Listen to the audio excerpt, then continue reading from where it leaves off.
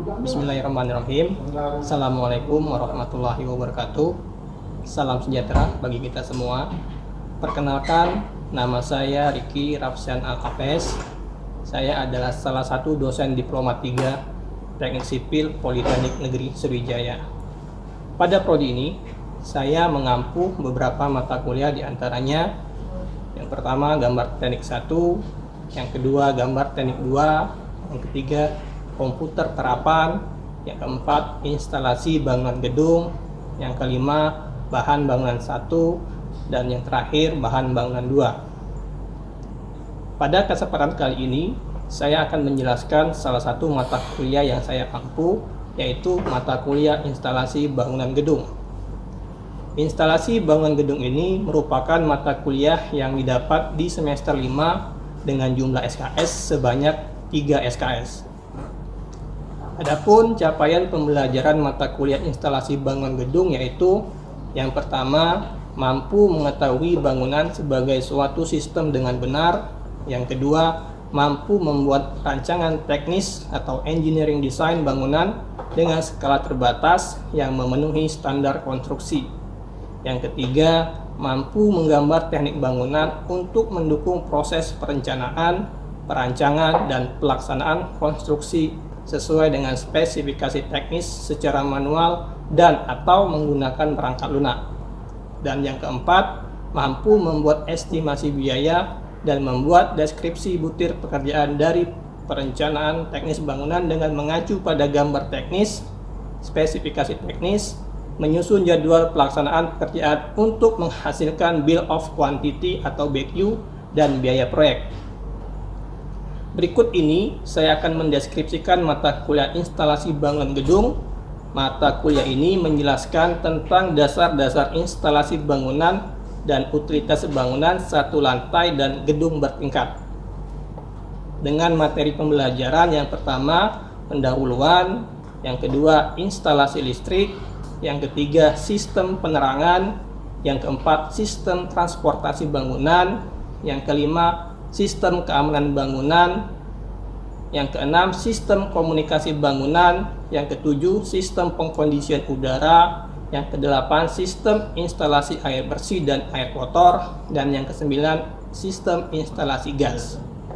Untuk metode pembelajaran, mengingat mahasiswa yang ditemui sekarang ini merupakan generasi yang serba instan dan keterbukaan informasi yang sangat luas, maka pendekatan proses belajar mengajar menggunakan metode ceramah atau penyampaian materi yang diselingi dengan diskusi kelas terkait dengan sharing-sharing pengalaman yang pernah ditemui di lapangan, dengan harapan mahasiswa lebih tertarik untuk berdiskusi dan menyampaikan hal-hal yang mereka temui di kehidupan sehari-hari, dan disisipi juga dengan humor agar kelas tidak terasa membosankan. Yang kedua, saya menggunakan metode demonstrasi, yaitu mempraktekkan langsung bagaimana cara penggambaran sistem-sistem yang berada pada bangunan yang tentunya disesuaikan dengan topik perkuliahan. Diharapkan dari beberapa metode pengajaran tersebut, kelas terasa lebih menyenangkan dan bermakna bagi mahasiswa.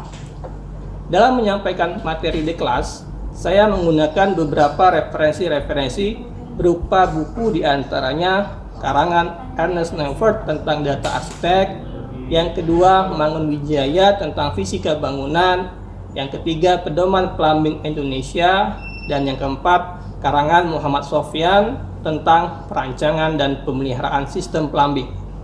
Selain menggunakan referensi textbook, saya juga menggunakan referensi berupa jurnal untuk memperkaya bahan ajar sekaligus untuk mengupgrade kondisi di lapangan.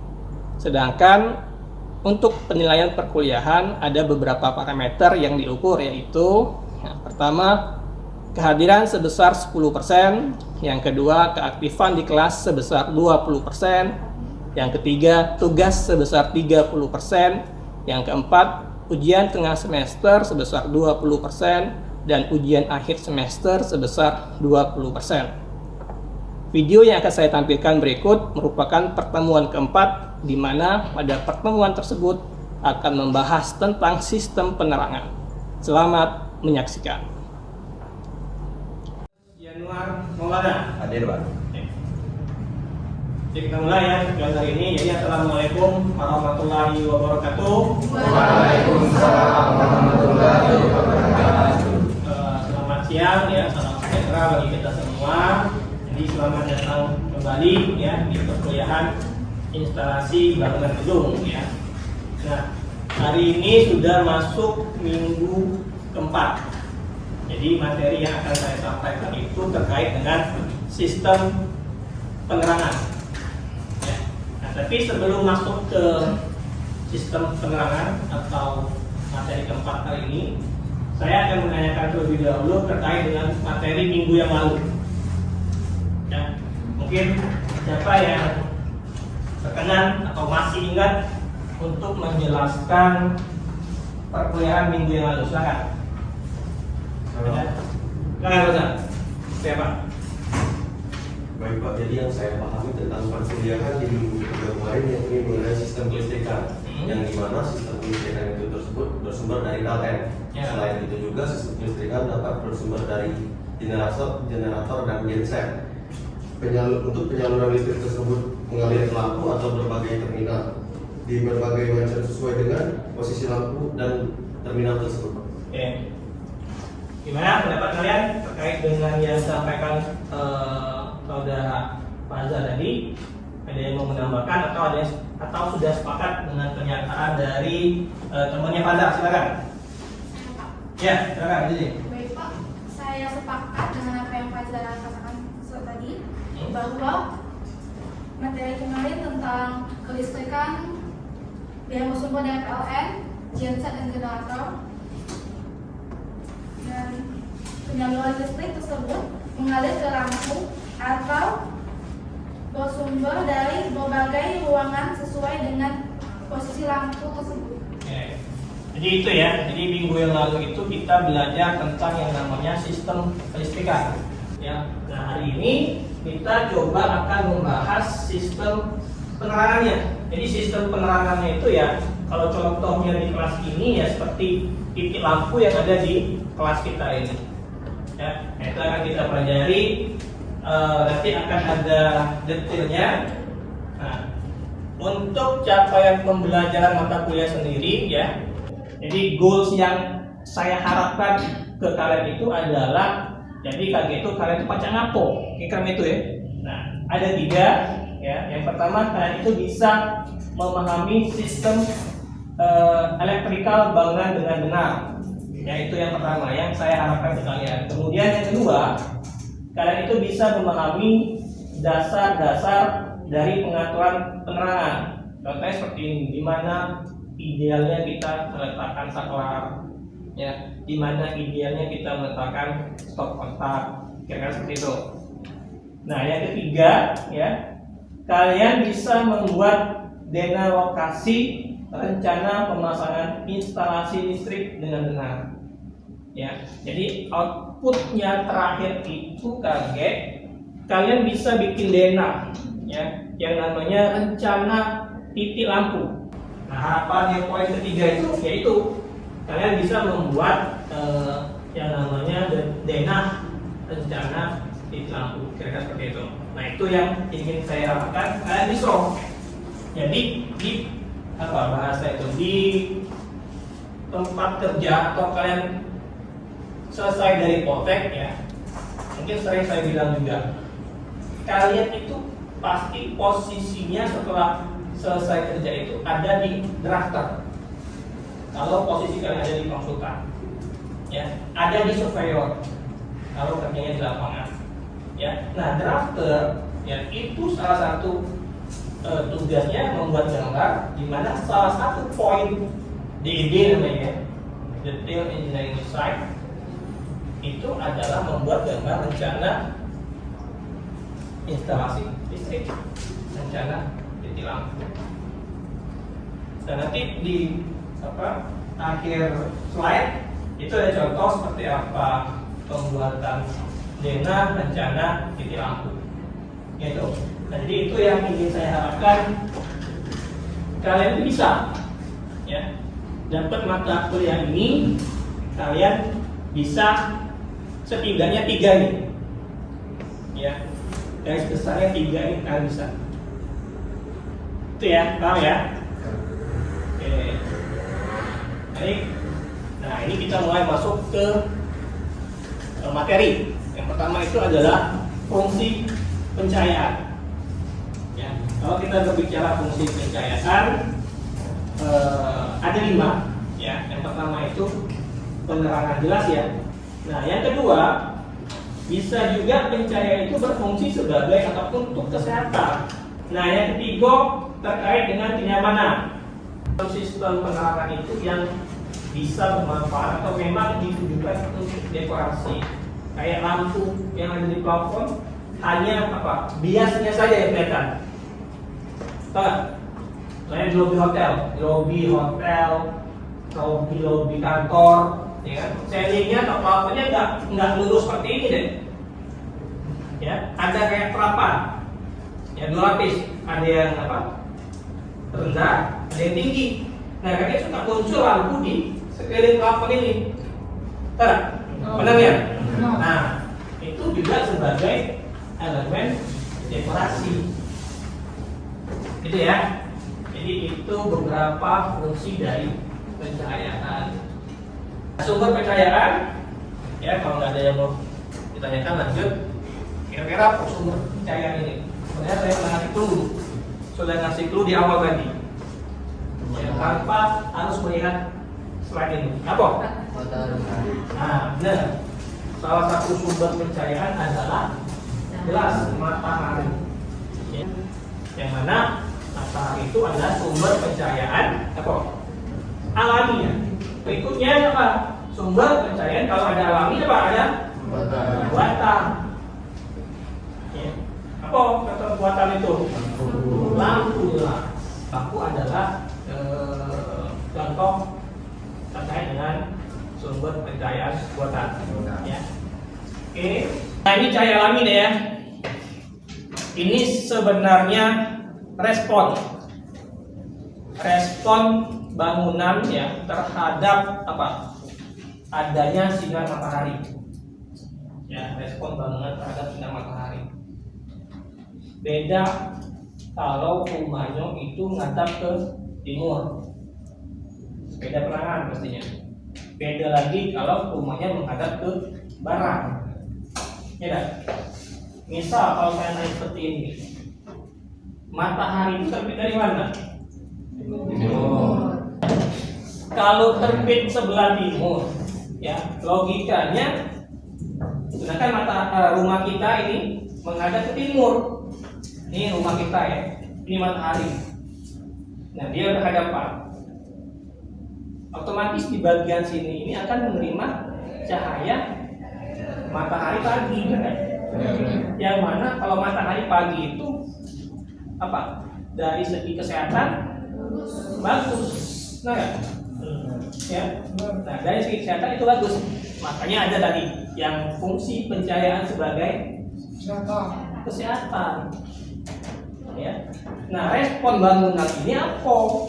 Kalau rumah ini ngadap ke timur, mungkin ruangannya deh, paham nggak? Ruangannya itu kita bisa manfaatkan sebagai ruang kamar, misalnya kan, ruang keluarga, nah nggak? Nah, itu respon bangunannya. Nah, kalau misal bangunan kita ini ngadap ke barat, yang mana barat itu matahari terbenam. Daerah rumah kita yang menghadap ke barat ini pasti akan panas, cenderung panas. Nah, respon bangunannya apa? Respon bangunannya bisa penempatan ruang-ruang, paham nggak? Misalnya WC berapa? Ngadep ke barat nih, benar nggak? Masuk akal bagi kayu? Ya, WC berapa? Jadi sebelum ke kamar, matahari itu matahari itu ya kena dengan WC, jadi nggak terganggu yang di kamar ini. Bisa itu satu responnya, ya, paham ya? Kemudian apa lagi responnya? Untuk mengurangi sinar matahari sore ini, apa?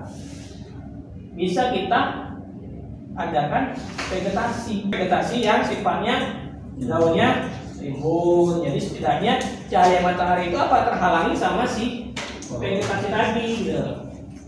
Ya. Tuh, yang Belum. Yang ketiga bisa juga kita apa? Ada yang namanya pelitisan.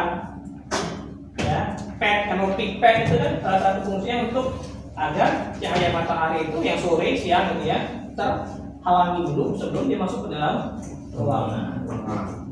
Ya, ada lagi sekarang namanya rooster. Ya, rumah-rumah model sekarang ini banyak pakai rooster atau secondary skin yang motifnya kayak apa? Profil soket, tahu? Ya, sebagai keindahan dia juga mungkin fungsinya sebagai tadi mereduksi sinar matahari siang sampai dengan sore. Nah, kemudian ada nilai positif dan nilai negatif ya terkait dengan cahaya alami yang matahari tadi. Yang pertama apa? Hemat biaya pasti ya. Kemudian apa? Tidak membutuhkan perawatan dan instalasi. Nah, kemudian bisa membunuh kuman atau jelas kemarin apa kemarin? COVID, corona, suruh berjemur. Ya, apa fungsinya untuk membunuh kuman dan virus. Itu positifnya. Nah, kemudian ada nilai negatifnya juga deh. Apa nilai negatifnya? Intensitas cahaya tidak dalam kendali manusia. Nah, lanjut lagi.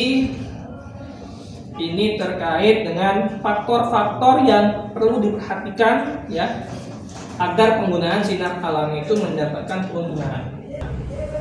Ya, dari gambar ini ya, mungkin rumah-rumah kita itu yang modelnya kayak gini ya, benar? Pakai pad, pakai kanopi, ya kan? Yang saya bilang tadi ini sebagai pelindung dari sinar. Tapi rupanya sinar matahari itu bisa kita apa ya, modifikasi deh. Yang mana contohnya? Yang sinar matahari itu bisa kita modifikasi. Des, coba Des, mana sih? Yang ini Pak, yang tengah Pak kan ada pohon-pohon itu Pak. Ini. Yang ini Pak. Ini. Kan ada cat pohon-pohon itu Pak. Kayak dari bayangannya Pak. Ini. Iya. Oke. Ada pohon-pohon itu. Jadi itu ada pohon-pohon dulu baru kita ngangkat ini. Oke, bisa. Ya. Yang ini ada nggak bilang? Ya. Nah, mungkin lebih cenderung yang ini kali ya. Jadi sinar matahari itu masuk ke dalam ruangan berpola dia deh. Ya, ya kan? Cantik juga kan, keren juga kan? Ada polanya. Sudah diatur. Oh, tadi yang bilang rumah itu ngadep ke barat. Nah, barat ini pasanglah rooster kayak gini. Jadi pada saat dia masuk muncullah pola-pola yang seperti ini. Keren juga tuh. Keren. Ya.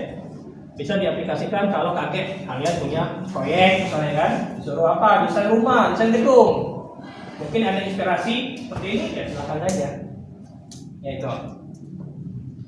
Kemudian lanjut lagi, sumber cahaya itu matahari tadi ya masuk ke dalam ruangan itu yang apa dong kira-kira? Jendela. Terus apa lagi? Pintu dibuka, pintu yang terbuka. Ya, terus apa lagi? Ventilasi. Ya, ada juga yang apa namanya? Jendela di atas. Skylight. Ya, skylight. Nah, itu bisa juga tempat masuknya cahaya matahari. Ya. Nah, ini yang cahaya buatan. Yang alami selesai termasuk ke cahaya buatan. Nah, buatan itu sudah beberapa saya jelaskan di awal tadi. Nah, keunggulannya nilai plus minusnya yang pertama plusnya apa? Intensitas cahaya yang lebih stabil. Ya, lampu ini stabil kecuali dia rusak. Ya, kalau dia rusak mungkin dia kelap-kelip atau putus, mati. Ya, maka beli yang baru. Kemudian pilihan warna yang bervariasi. Kemudian negatifnya apa? Perlu dirawat. Ya, dirawat. Yang berikutnya adalah tergantung pada sumber listrik. Pencairan buatan, ini sistem pencairan langsung, ya. Langsung itu yang kayak gini contohnya ya. Lampu ini langsung. Lampu ini adalah sistem pencahayaan langsung. Nah, yang tidak langsung yang saya bilang tadi deh, yang hanya biasa saja sebagai tadi biasanya digunakan sebagai elemen dekorasi. Di atas plafon ini ada skema pengkabelan listriknya deh. Cat manunia misalnya lampu ini saya hidup. Ya. Ngapa bisa posisinya di situ baik? Ngapa harus ada 6? Ya, itu kan butuh apa? Butuh perencanaan. Makanya tadi goalsnya tadi yang awal, kalian bisa membuat rencana titik lampu. Ya, untuk detailnya memang kita butuh bantuan tim dari kelistrikan elektro. Ya, jadi ada apa namanya? Ada pengkabelannya. Nanti kabelnya itu berlari kemana? Pasti dia berlari ke apa dia tahu barang ini? Nah, ini model perencanaan. Ya, model perencanaannya. Jadi sebelum orang membuat yang seperti ini pasti ada namanya gambar. Gambar inilah yang menjadi panduan orang di lapangan. Oh, ruangan itu butuh berapa kok misalnya? 2, 3, 4, 5 lampu. Supply di mana? Logika. Saya tanya. Nah, logikanya misalnya idealnya itu kita meletakkan supply di mana? Di pintu. Apa yang jawab? Pak, Di pintu. nah, iya benar. Idealnya letaknya di dekat pintu. Ngapa? Kira-kira? Karena biasanya kalau Memudahkan pintu orang langsung masuk. Nah, itu dia. Nyambung ya? Jangan misalnya pintunya itu di situ. Kalian letakkan sampah di ujung. Malam hari, oh ini meraba. Ya, ya kan? Pakai logika aja kan? Ini loh. Berarti jalan logikanya si depan. Ya. Nah ini belum terpasang, ya, belum terpasang plafon. Jadi jaringannya sudah di setel. Ya, di pucuk plafon ini deh, kurang lebih ini jaringan listrik kita itu. Ya, lampu ini menurut kabelnya, kaget lari kemana? Safari kemana? Gitu. Ya. Simbol-simbol terkait penggambaran, kalian harus tahu nih ya. Harus tahu simbol-simbol terkait dengan penggambaran. Kira-kira, coba siapa yang saya suruh? Januar baik itu, Januar, maju Januar. Januar tahu baking. Dena kamar tahu baik. Dena kamar tahu. Dena kamar ya. Pintunya, ya titik lampunya di situ. Kemudian saklarnya di mana? Saklar di situ. Kemudian kan itu. Lampunya itu kan tidak mengganggu penglihatan kita. Ya, oke. Makanya siapa yang sering nginap di hotel, lampu kamar hotel itu lebih dari sikor ya. Lampu kamar, benar ya? Kalau yang kelas koyo, PNS. Koyo.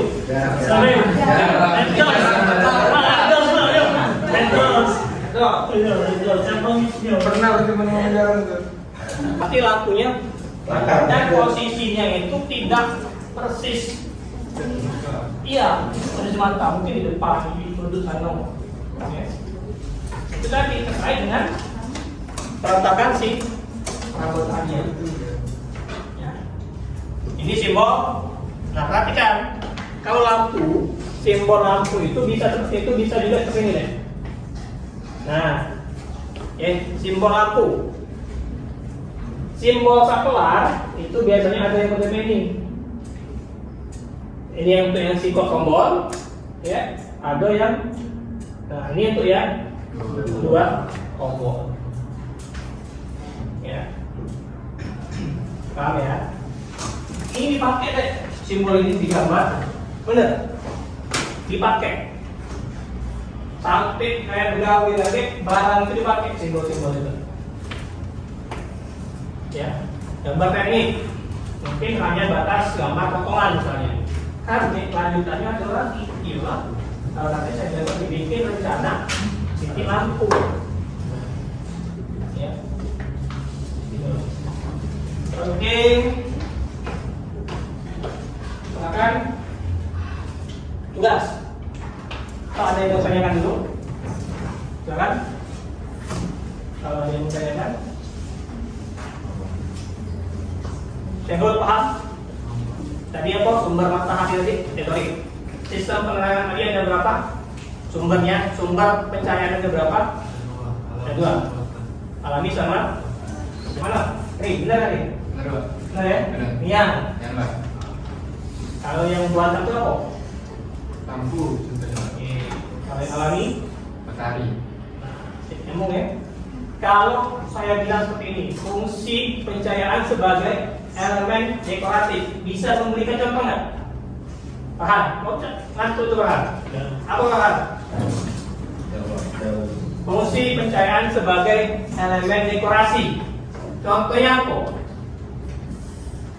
Nah, yang cat di gambar tadi Pak, yang ada bolong-bolongnya itu cahaya.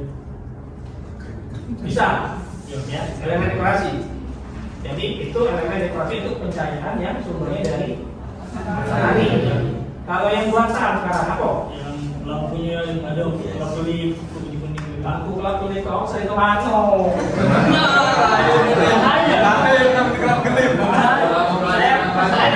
tuh bilang lampu kelap-kelip ya. Lebih luas lagi Pak. Lebih luas lagi gitu. Lampu kelap-kelip itu saya nyebut hanya lampu yang fokus. Bukan elemen dekorasi. Nah, cocok yang kedua nih. Lah, kayak koyo.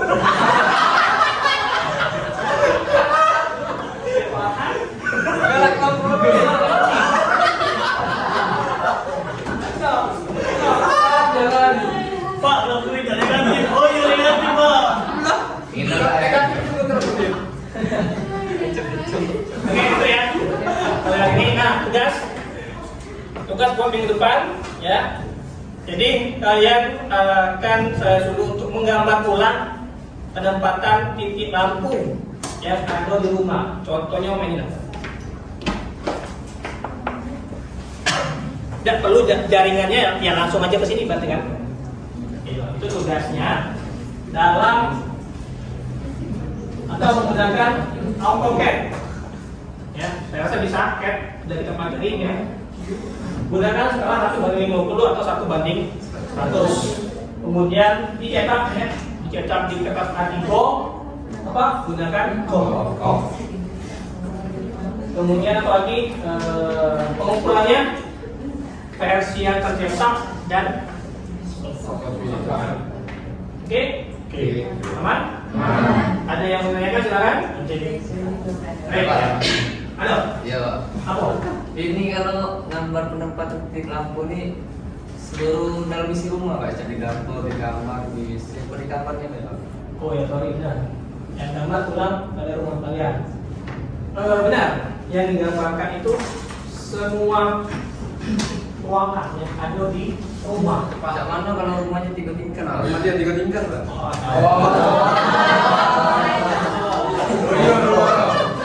Muncul rumah dan mau Enak macam tingkat. Kalau yang kos Pak, berarti cuma satu. Rumah bro, rumah di mana? Ada rumah nggak sih? dan saya kalau Ya, jangan tuh kosannya masih kok baik model ini mau kosan rumah. Ya, oke, silakan. Ya, semoga yang saya sampaikan dapat diterima oleh kalian, ya, dapat diserap terkait dengan sistem perangan, gitu ya. Kalau tidak ada lagi yang mau ditanyakan, kuliah hari ini saya akhiri. Wassalamualaikum warahmatullahi wabarakatuh.